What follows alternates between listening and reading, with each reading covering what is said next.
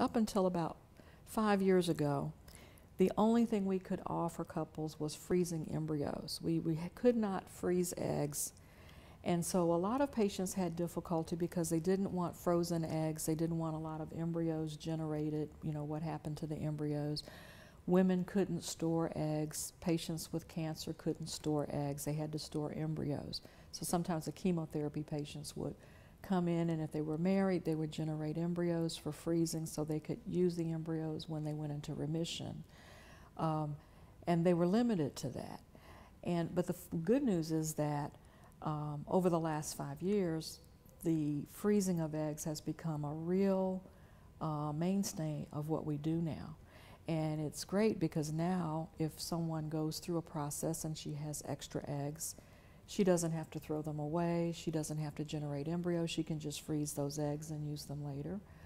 We can, like I said, the professional women that are concerned, we can freeze their eggs. Patients that are going to go through chemotherapy that are concerned that the chemo may destroy their ability to have, to ovulate or to have eggs, we can harvest their eggs before they start their chemo. And that's been a wonderful thing. We can preserve, many times preserve their fertility. Okay, and what has caused this new development to take place?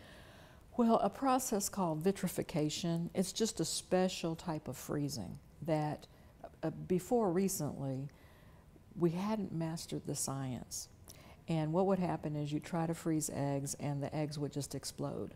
The meiotic spindle, which is what helps to make the chromosomes separate when the cells divide, it would be damaged. So the women's eggs just weren't able to divide normally after they were exposed to freezing.